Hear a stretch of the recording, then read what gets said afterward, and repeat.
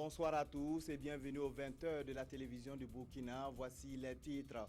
17 ans après le drame de Sapui, les associations et mouvements de défense des droits de l'homme réclament justice pour Norbert Zongo et ses 3 compagnons. Depuis 1998, le dossier a connu plusieurs évolutions. Des premières manifestations au non-lieu prononcées en 2006 à la réouverture du dossier en mars 2015. Nous ferons le point complet dans ce journal.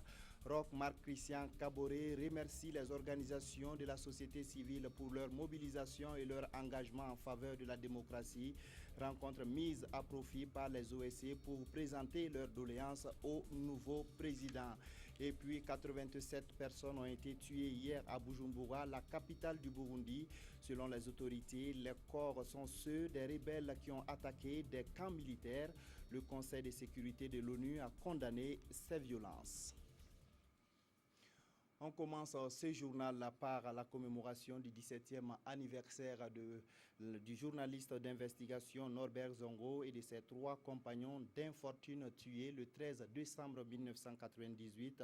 2 activités phares ont marqué cette commémoration. Il s'agit du dépôt de gerbes de fleurs sur les tombes des disparus et d'un meeting à la place de la Nation.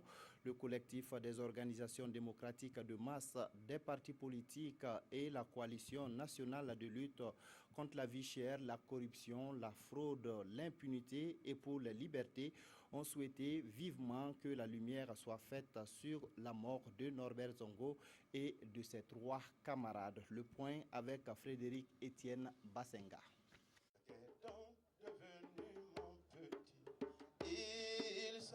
Après 17 ans de lutte pour que justice soit faite pour Norbert Zongo, c'est un collectif qui s'est dit déçu des déclarations de 2014 de Michel Kafando et de Yacouba Izazida, mais qui se remobilise. Ce matin, à la place de la Nation, Chrysogoune Zougnoré a d'abord rappelé la vie du journaliste avant d'égrener les actes posés par la justice depuis la réouverture du dossier en décembre 2014. À cette commémoration, le président du collectif a surtout demandé aux militants de ne pas dormir tant que justice ne sera pas faite. Camarades, nous devons donc poursuivre la lutte car elle commence à payer. Il y a de cela 3 jours, en effet, nous avons appris par les soins des avocats des ayants droit et du MBDHP l'inculpation de 3 éléments de l'ex-RSP dans le cadre du dossier Norbert Zongo. Pour autant, camarades et compagnons de lutte, devrions-nous nous contenter de cette toute récente inculpation et aller nous coucher? Suivons donc la lutte en ayant également à cœur les dossiers d'Abo Boukari, Guillaume Sessouma, Flavien Nellier, Salifou Nellier et ceux des martyrs de l'insurrection et autres restés en souffrance jusqu'à ce que viennent s'ajouter les dossiers des victimes du putsch du 17 septembre 2015. Cette commémoration de 2014 s'est faite en 2 étapes. Très tôt le matin, les membres du collectif se sont retrouvés au cimetière de Gonguin pour le dépôt de gerbes de fleurs sur les tombes de Norbert Zongo et de ses 3 compagnons. Le 13 décembre 1998, le directeur de publication du journal L'Indépendant Norbert Zongo et 3 de ses compagnons sont assassinés sur la route de Sapui. La nouvelle se répand à travers le pays et très vite des manifestations sont organisées pour demander vérité et justice pour Norbert Zongo et ses 3 compagnons d'infortune. Retour sur ce drame avec Olopoda. Bori Bana, qui signifie la fuite, est terminée. C'est le credo choisi par le journaliste Norbert Zongo pour affronter son destin. Un destin qui va connaître une fin tragique lorsqu'il s'engage au cours de ses investigations à lever le voile sur le meurtre de David Ouedraogo, le chauffeur de François Compaoré. Le 13 décembre 1998, Henri Sebgo, de son nom de plume, et 3 de ses compagnons sont retrouvés morts à une centaine de kilomètres au sud de Ouagadougou. Nous venons d'apprendre la confirmation d'une triste nouvelle qui court depuis ce matin à Ouagadougou. C'est le décès accidentel de notre confrère Norbert Zongo, alias Henri Sebgo. Nombreux sont les Burkinabés qui n'ont pas cru à cette nouvelle froide et macabre. Et pourtant, les faits allaient s'imposer à tous. C'est ici, à Sapui, plus précisément à 7 km à la sortie sud en direction de Léo, que Norbert Zongo, Yembi Ernest Zongo, Blaise Ilboudo et Abdoulaye Ninkiema ont trouvé la mort. Le véhicule qui les transportait était en proie à des flammes et les corps calcinés des victimes sur place laissaient voir une scène dramatique et de désolation. La nouvelle se répand rapidement et dans les jours qui suivent, des milliers de personnes vont descendre dans les rues des principales villes du pays pour demander que justice soit faite.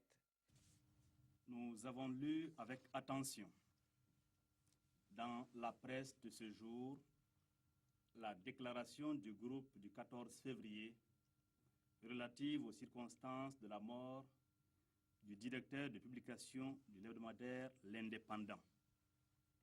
Cette déclaration tente à conditionner l'opinion publique et à orienter l'enquête judiciaire dans une optique partisane à l'effet de justifier les graves troubles à l'ordre public dont ils seront tenus pour responsables. Des communiqués d'interpellation et de mise en garde et des actions dissuasives, rien de tout cela n'a pu freiner la vive réprobation du peuple burkinabé qui demande simplement que la lumière soit faite sur la disparition du journaliste Norbert Zongo. Le Burkina venait ainsi de basculer dans une crise qui n'a pourtant pas empêché de rendre un dernier hommage aux victimes du drame de Sapui. Ce 16 décembre 1998, une foule immense accompagne à sa dernière demeure le directeur de publication du journal L'Indépendant. De la morgue de l'hôpital Yalgado au cimetière de Gounguin, la foule a traversé les artères de la ville de Ouagadougou. Au cimetière, des témoignages et des oraisons funèbres ont été faits sous les yeux de la veuve en larmes, des parents inconsolables, des amis et connaissances attristés. Ainsi s'est terminée la fuite du journaliste d'investigation. Norbert s'en est allé à jamais. Et depuis 1998, le dossier Norbert Zongo a connu de nombreux rebondissements judiciaires. Après plusieurs années de procès, un non-lieu est prononcé en 2006. Il faudra attendre l'insurrection populaire de fin octobre 2014 et l'avènement du gouvernement de la transition pour voir la réouverture du dossier en mars 2015. Retour sur les péripéties judiciaires de l'affaire Norbert Zongo avec Jacques Lamissa Tarpaga. 13 décembre 1998. Le célèbre journaliste et écrivain Norbert Zongo est assassiné. Le pays verse dans un cycle de protestations ponctué par des violences. Justice pour Norbert Zongo, voici l'objectif de toutes ces marches, meetings et grèves. Pour identifier les coupables, une commission d'enquête indépendante est autorisée à mener des investigations. Les travaux conduisent à des suspects sérieux. Les premiers cités sont des soldats du régiment de sécurité présidentielle, RSP. Un d'entre eux est plus tard inculpé, l'adjudant Marcel Kafando. Pour tous ceux qui luttaient, c'était le début de la manifestation de la vérité. Contre toute attente, un non-lieu est prononcé par le juge d'instruction en 2006, ce qui signifie qu'aucun élément de preuve ne permet de juger l'affaire. Les organisations de la société civile, les partis politiques et les autres organisations de défense des droits de l'homme crient au scandale. Le dossier Norbert Zongo est clos par la volonté de ceux qui ne veulent pas que la vérité soit connue. Un nouveau rebondissement en 2008, le témoignage d'un certain Moïse Ouedraogo apporte de l'eau au moulin des avocats. Il charge à nouveau, mais le juge d'instruction estime qu'il n'y a pas d'éléments nouveaux permettant de rouvrir le dossier. Un brin d'espoir renaît avec la décision de la Cour africaine des droits de l'homme basée à Arusha en Tanzanie. En novembre 2013, la Cour élève des incohérences dans le dossier, la non-exploration des autres pistes contenues dans le rapport de la commission d'enquête, ainsi que la durée de l'affaire jugée trop longue. La chape de plomb qui entoure le dossier Norbert Zongo est finalement enlevée après la chute de Blaise Compaoré suite à l'insurrection d'octobre 2014. L'information judiciaire reprend donc son cours. Le gouvernement annonce des avancées significatives. Il y a seulement quelques jours, 3 soldats de l'ex-RSP sont inculpés. 17 ans après la mort de Norbert Zongo, la justice est encore très attendue sur la manifestation de la vérité. Né en 1949 à Koudougou, Norbert Zongo a d'abord servi comme journaliste à Sidoaya puis au Carrefour africain entre 1986 et 1993. Il démissionne de la fonction publique en 1993 et crée son propre journal sous l'appellation L'Indépendant. Il y mène plusieurs investigations, surtout sur la mort suspecte de David Ouedraogo, chauffeur de François Compaoré. Il n'achèvera pas cette enquête. Il trouve la mort dans un tragique accident le 13 décembre 1998. Le portrait de Norbert Zongo avec Draman Guéné. Norbert Zongo. La grande majorité de ceux-là qui réclament justice pour ce journaliste émérite ne l'ont connu qu'à titre posthume. Pourtant, Henri Sebgo, de son nom de plume, était bien connu des services secrets des régimes d'alors. En 1979, Norbert Zongo est admis à l'Institut supérieur de presse du Conseil de l'Entente de l'Université de Lomé au Togo. Suite à ses critiques et prises de position politiques, les autorités togolaises l'expulsent du pays en 1981. En 1984, il est admis encore à une école de journalisme, mais cette fois-ci à Yaoundé au Cameroun. Il revient en 1986 et intègre le quotidien d'État Sidoaya, puis le périodique Carrefour africain. Par ses écrits poignants, Norbert Zongo perturbe le sommeil du pouvoir en place. Le bon roi, le roi qui aime son peuple, qui le conduit, peut mourir pour son peuple. Ça, c'est des valeurs qui n'existent plus. Aujourd'hui, non seulement les rois ne veulent pas mourir pour leur peuple, mais ils tuent les peuples pour vivre. En 1993, Norbert Zongo est affecté à Banfora dans le but de le museler. Il refuse d'obéir et rend sa démission puis crée son propre journal, L'Indépendant. Journal d'investigation par excellence, Norbert Zongo y traite des thèmes dérangeants comme les dérives liées à l'appât du gain. Nous sommes engloutis dans un monde où le mot le plus utilisé dans toutes les langues est combien. Tout le monde calcule en combien. Norbert Zongo s'érige aussi en défenseur des plus faibles.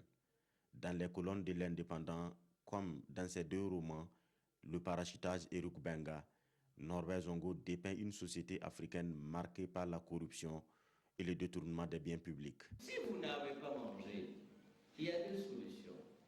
Ou il n'y a pas de nourriture, ou quelqu'un a mangé votre place. En janvier 1998, Norbert Zongo s'était focalisé sur la mort mystérieuse de David Ouedraogo, chauffeur de François Compaoré, petit frère de l'ex-président Blaise Compaoré. Cette enquête n'aboutira pas plus que l'enquêteur lui-même périt dans un accident jugé suspect le 13 décembre 1998. Parti à bord de sa 4x4 dans son ranch de la Sicile, voici comment Norbert Zongo et ses trois compagnons reviennent à Ouagadougou, dans des cercueils. Et notre invité ce soir est Maître Benewende Stanislas Sankara, avocat de la famille Zongo. Bonsoir, Maître. Oui, bonsoir. Et merci d'avoir accepté notre invitation. Alors, 9 ans après le non-lieu, le dossier Norbert Zongo est de nouveau sur la table de la justice. Est-ce une satisfaction pour vous? D'abord, je vous remercie pour cette amable invitation, mais je dois dire que le dossier a connu tellement de péripéties que souvent on est dubitatif dans l'affaire Norbert Zongo.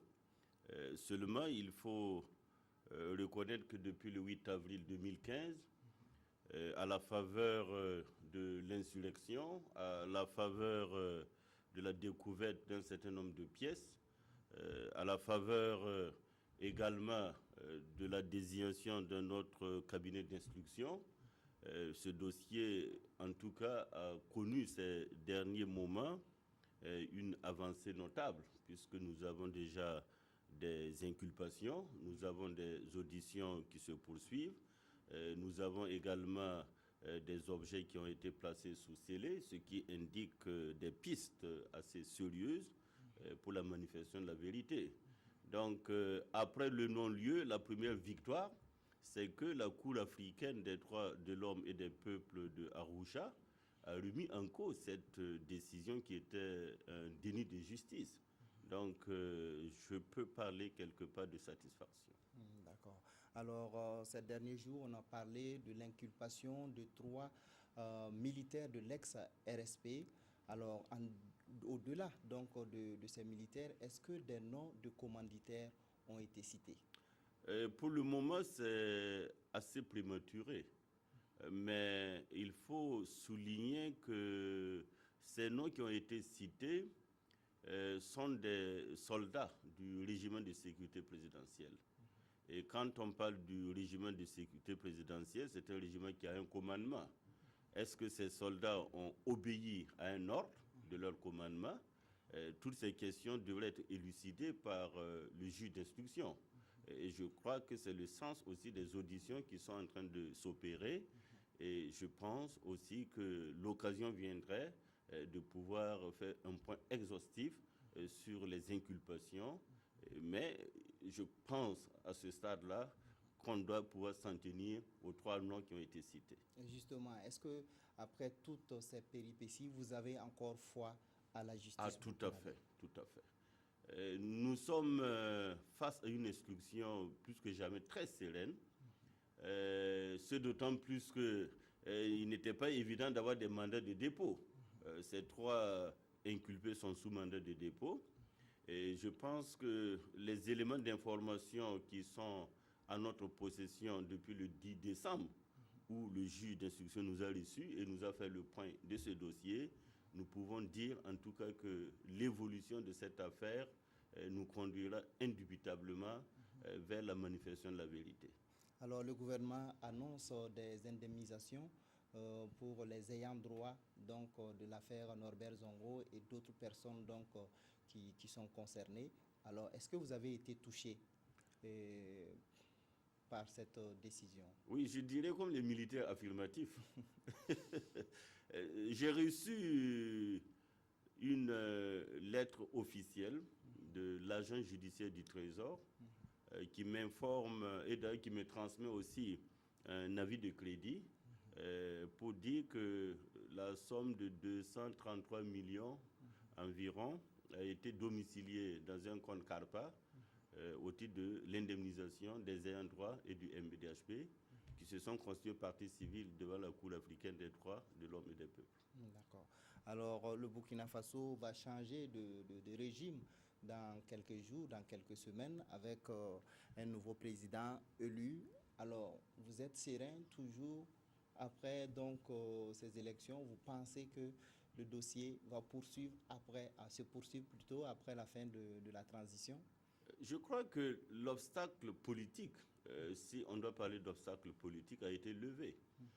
L'obstacle militaire aussi a été démantelé. C'était le RSP, le régiment de sécurité présidentielle. Le régime qui avait intérêt à l'impunité, c'était le régime de Blaise Compaoré. Maintenant, si les nouvelles autorités, d'une manière ou d'une autre, ont quelque chose à voir, ce que nous prônons dans un système judiciaire comme le nôtre, pour qu'il y ait véritablement justice, c'est la séparation des pouvoirs. Éviter surtout une intrusion, une collusion de l'exécutif dans le système judiciaire. Et j'ai aussi noté la présence de M. Rochmal Christian Kaboré à cette cérémonie de baptême de l'avenue qui porte le nom de l'illustre disparu Norbert Zongo. C'est un signe fort, de mon point de vue, qui prouve que les autorités, les nouvelles autorités voudraient aussi prendre cet engagement renouvelé de poursuivre justement la quête de justice que porte l'ensemble des Burkinabés. Souvenez-vous que nous sommes un 13 décembre et quand on sait que c'est tout le Burkina Faso qui se souvient, malgré les 17 années passées, de l'assassinat du journaliste Norbert Zongo, on ne peut pas mettre ce dossier en perte et profit. D'accord.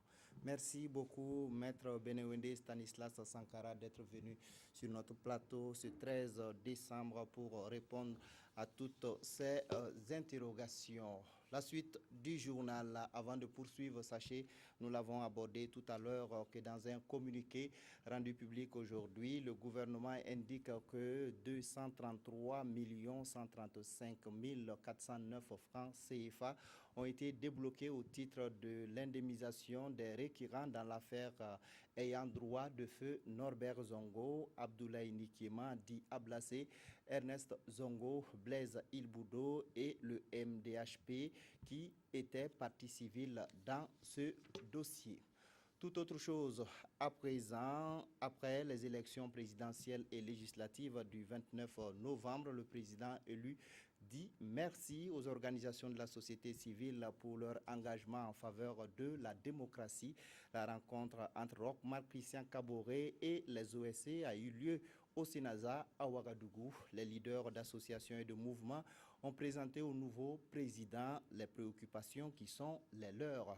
Ouattara, Daouda Ouattara et Kadissa Nogo. C'est par un tonnerre d'applaudissements que les organisations de la société civile ont accueilli le président fraîchement élu.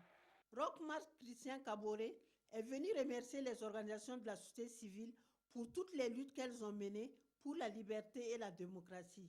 Un combat qui a abouti à des élections libres et transparentes. Je suis venu simplement passer un message de paix, un message d'espoir, un message de combat collectif demain pour que le Burkina soit radieux et leur demander en tout cas que chacun joue son rôle et sa partition. La jeunesse a cet aspect qu'elle a sa spontanéité et nous pensons qu'elle doit garder sa spontanéité sans aucune forme d'encadrement, sauf le respect du civisme et le respect de la loi. Une occasion pour le cadre de concertation nationale des organisations de la société civile dégrainer un chapelet de doléances. Nous avions énuméré beaucoup d'attentes, mais les attentes qui semblent les plus essentielles, c'est que la jeunesse burkinabé puisse trouver de quoi travailler, que la jeunesse burkinabé puisse trouver de quoi s'occuper, ouvrir beaucoup d'universités, de microcrédits pour les jeunes pour s'auto-employer. Et pour les femmes aussi, c'est pareil, qu'on puisse ouvrir une banque qui va promouvoir en fait l'entrepreneuriat féminin. Et puis bon, la société civile, c'est pourquoi que la société civile aujourd'hui puisse être prise activement dans le développement du Burkina. Les organisations de la société civile s'engagent à accompagner le président élu dans le processus de changement tant souhaité par le peuple. Nous avons toujours Maître Benewende Stanislas Sankara avec nous sur ce plateau, mais cette fois-ci pas en tant qu'avocat de la famille Zongo, mais en tant que politicien, homme politique, candidat à l'élection présidentielle et candidat également aux législatives. Alors, nous venons de suivre un élément au cours duquel le président élu a rencontré les organisations de la société civile. Alors, actuellement, nous sommes dans le jeu des alliances. On parle beaucoup d'une possibilité d'alliance entre votre parti et le MPP. Qu'est-ce que vous en dites? Oui, c'est pas exclu. C'est pas exclu, mais nous sommes toujours dans une dynamique de concertation. Je dois dire que nous avons rencontré l'UPC. Nous avons discuté aussi avec un émissaire du CDP qui nous a rencontré aussi de l'UNUPS. Nous sommes en discussion également avec le MPP et nous avons convoqué nos instances qui vont certainement délibérer définitivement après le compte rendu que le secrétaire exécutif national du parti va faire au bureau politique, et c'est pour samedi prochain. Mais d'ores et déjà, vous voyez que l'opinion publique s'est saisie de la question parce que avec nos 5 députés, nous sommes conscients que nous avons à choisir, bien sûr, une position qui devrait conforter les acquis de notre démocratie, mais aussi l'ancrage institutionnel, comme nous l'avons défendu dans notre programme de gouvernement, et aller vers les chantiers sur lesquels les Burkinabés attendent les hommes politiques. Donc, de ce point de vue-là, je crois que dans quelques jours, vous connaîtrez la position officielle du parti. D'accord. Donc, on peut dire que les Burkinabés peuvent s'attendre à voir l'UNUPS dans la majorité. Non, ce n'est pas exclu. D'accord. Merci beaucoup, Maître. C'est une réponse politique. Nous comprenons très bien. Alors, la suite du journal, un élément qui vient de nous parvenir. Michel Kafando est à Conakry pour la présentation de la prestation de serment du président élu Alpha Condé qui entame son 2e mandat. Le président du FASO situe la portée de son déplacement à Conakry au micro de Alidou Badini et Jean-Emmanuel Ouedraogo. Je dois vous dire que je me retrouve chez moi ici, en Guinée. Le président Alpha Condé et moi-même, nous avons de très bonnes relations de fraternité, d'amitié. J'ai été parmi ceux-là qui l'ont félicité pour la confiance que le peuple guinéen lui a renouvelée en lui accordant ce second mandat. Du reste, on ne s'en doutait pas. On n'en doutait pas parce que, vu ce qu'il a fait comme travail durant le premier mandat, ce n'était que normal pour moi que le peuple lui renouvelle sa confiance. La police frontalière de Madouba, localisée située à 85 km de Nouna dans la Kossi, a intercepté le 10 décembre un véhicule de transport en commun avec à son bord 28 enfants en partance pour le Mali. Le trafic des enfants dans cette localité ne faiblit pas malgré les campagnes de sensibilisation. Notre équipe sur place dans la boucle du Mouhoun s'est rendue à la direction provinciale de l'action sociale où se trouvaient les enfants. C'était hier 12 décembre. Yves Rwamba, Paul Savadogo. Ce sont au total 28 adolescents, dont 22 garçons et 6 filles, en partance pour le Mali pour divers travaux domestiques qui ont été interpellés à Madouba dans la Kossi, à quelques kilomètres de la frontière malienne. Cela a été possible grâce à la vigilance de la police frontalière de Madouba. Le phénomène n'est pas récent dans la localité et l'action sociale n'entend pas croiser les bras. Il faut savoir qu'on a ce phénomène exactement. Et ça s'est passé le 10 décembre. L'année passée, le 11 décembre aussi, on avait intercepté 45 enfants au niveau du même poste de police. Donc, juste à la fin des récoltes, les enfants se déplacent vers le Mali pour les travaux domestiques. On a constaté que les enfants sont dans des 4 communes frontalières au Mali. La commune de Djibasso, Barani, Madouba et puis maintenant Doumala. Les parents interpellés affirment ignorer l'interdiction du déplacement des enfants mineurs sans accompagnant.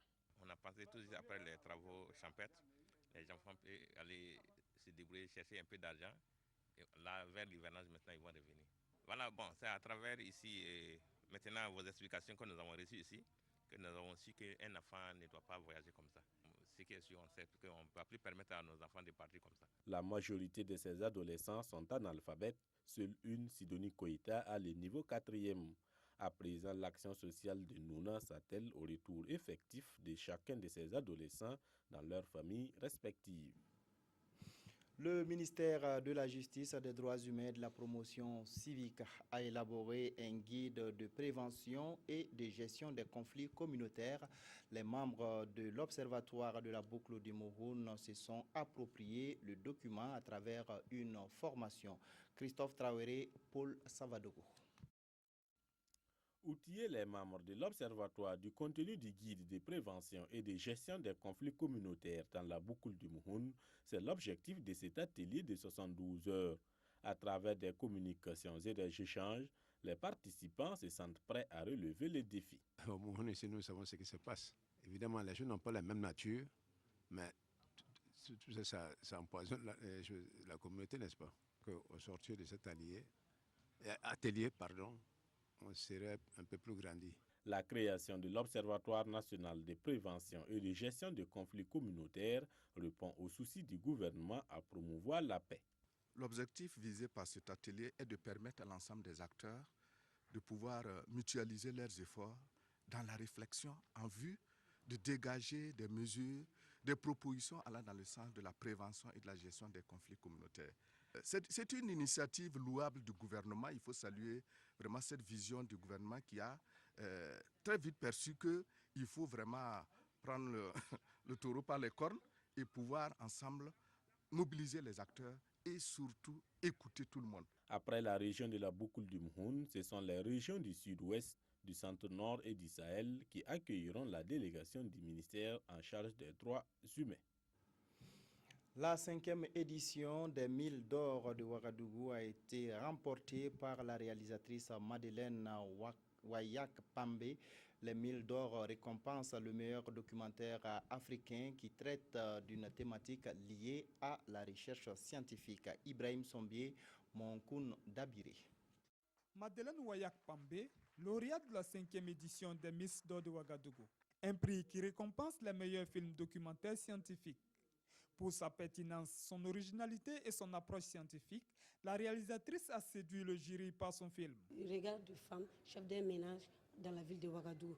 En fait, son film parle de la scolarisation des jeunes filles dans la ville de Ouagadougou. Les difficultés auxquelles les mamans sont confrontées tous les jours afin de parvenir à donner une éducation valable et fiable à leurs filles. Initiative de l'Institut de recherche pour le développement IRD et de l'ambassade de France au Burkina Faso, ce festival se veut une tribune de valorisation des travaux des chercheurs africains. C'est de permettre à des réalisateurs de travailler pour des chercheurs et de porter à la connaissance du plus grand nombre le résultat de leur recherche. Des Mills d'or de Ouagadougou, le ministre de la Recherche scientifique et de l'Innovation compte en faire un tremplin pour la valorisation des résultats de la recherche au plan national. Il est important que les résultats de la recherche soient portés sur des films documentaires, sur ces nouveaux supports.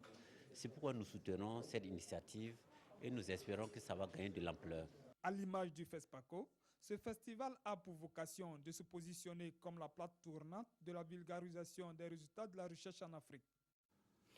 Au Burundi, 87 personnes ont été tuées samedi dans la capitale Bujumbura. Selon l'armée, il s'agit des rebelles qui ont tenté d'attaquer 3 camps militaires. Mais pour certains habitants de la ville, il s'agit au contraire d'une répression des partisans du président Nkurunziza contre l'opposition.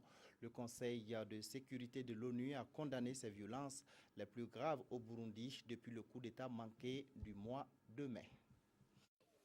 Attention, ces images peuvent choquer. Elles viennent du Burundi où des dizaines de corps ont été retrouvés dans les rues de la capitale ce samedi. D'après l'armée, il s'agit de rebelles ayant attaqué 3 camps militaires. Il y aurait au total 87 morts, dont 8 du côté des forces de l'ordre.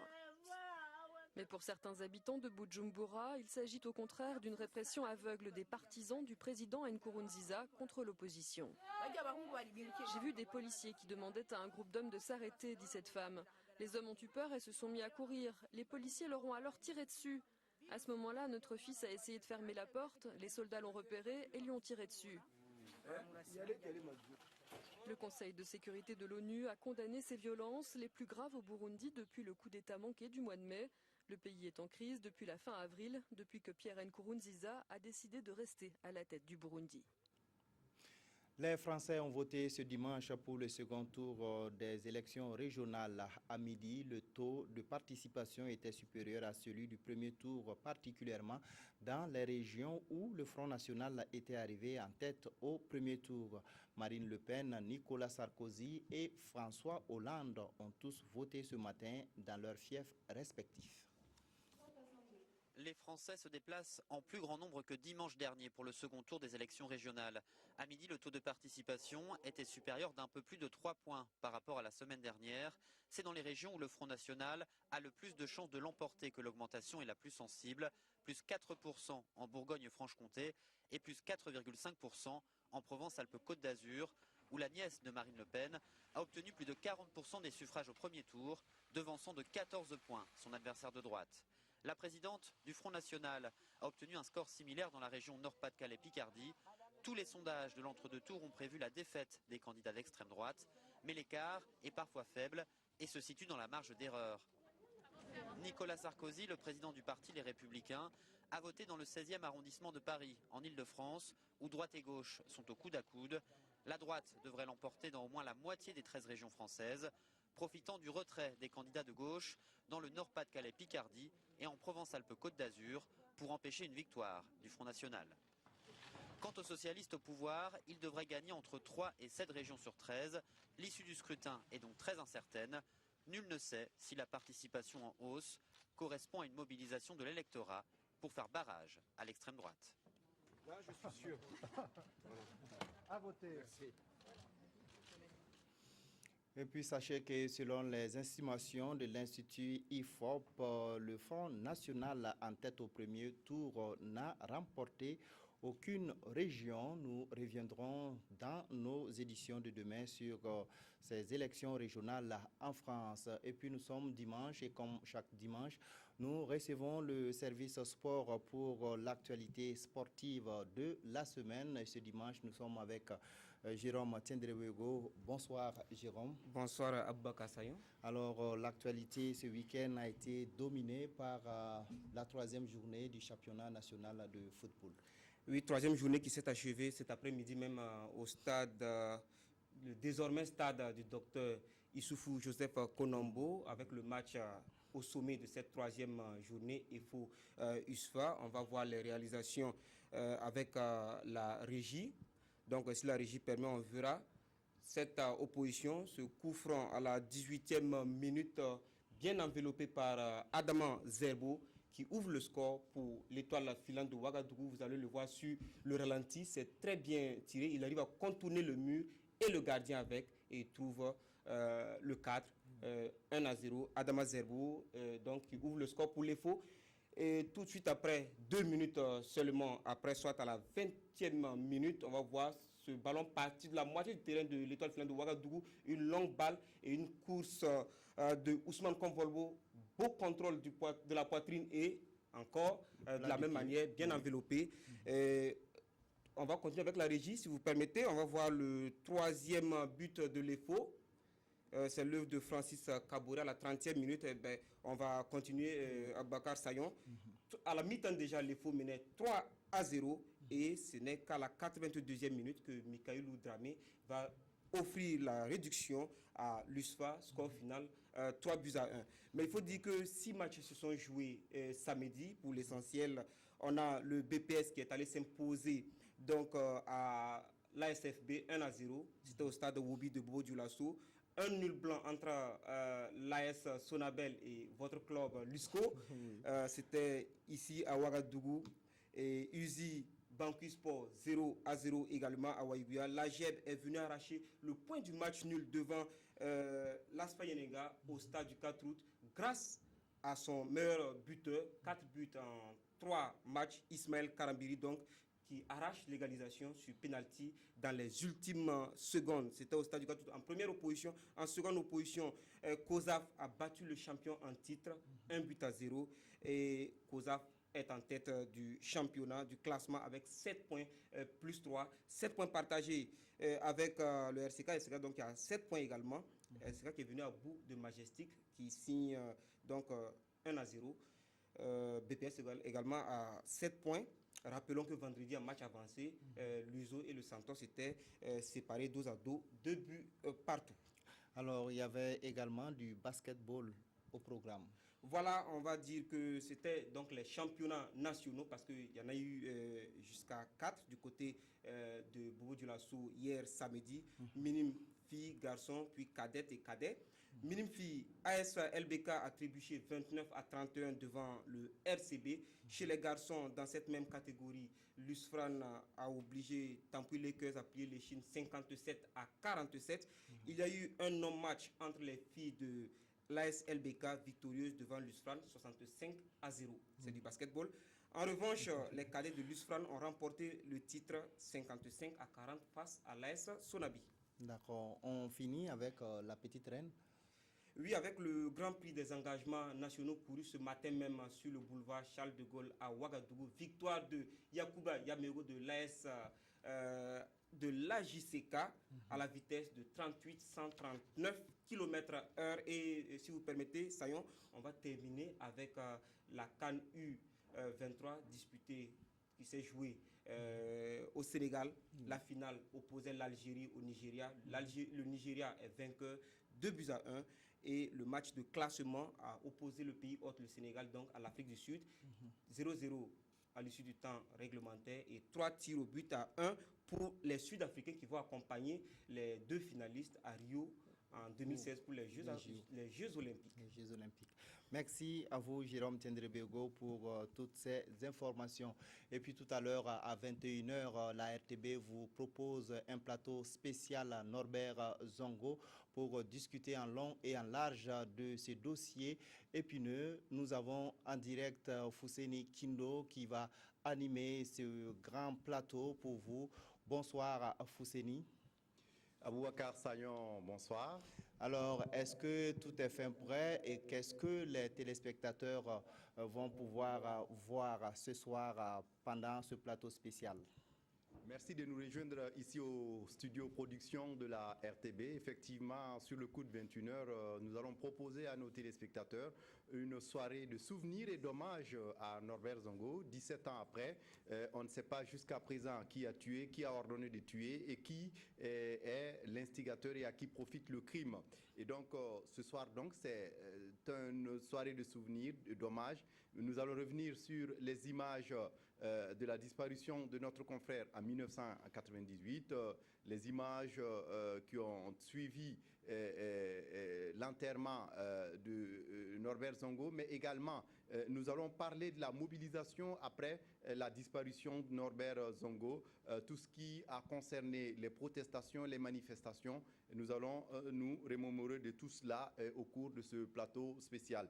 Et puis, nous allons aussi parler du dossier en tant que tel, les péripéties, le non-lieu, la réouverture du dossier et aujourd'hui l'évolution tangible que le dossier Norbert Zongo connaît. Et donc, Norbert Zongo, l'affaire Norbert Zongo qui a été marqué un tournant décisif dans l'histoire du Burkina Faso en matière de prise de conscience, en matière de maïeutique, cette philosophie chère aux penseurs. Et donc, nous allons discuter de tout ça avec des invités, et des invités qui étaient des acteurs clés et des acteurs de premier ordre pendant les manifestations qui ont marqué cette période trouble de notre pays. Et donc nous aurons Maître Alidou Ouedraogo, le président du pays réel.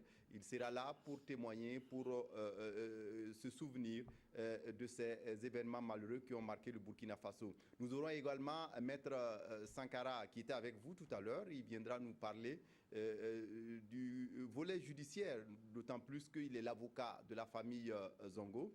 Et puis également, nous aurons André Tibiri, qui était le président de l'ANEB en son temps, où Norbert Zongo disparaissait en 1998. Et également, nous aurons notre confrère Germain Bitiou Nama, également, qui sera là pour également nous parler du dossier, parce qu'il fait partie de ceux-là qui ont repris le flambeau après la disparition, l'assassinat de Norbert Zongo en 1998, d'abord en animant le journal de Norbert Zongo, l'Indépendant, et ensuite en créant l'événement, notre journal d'investigation.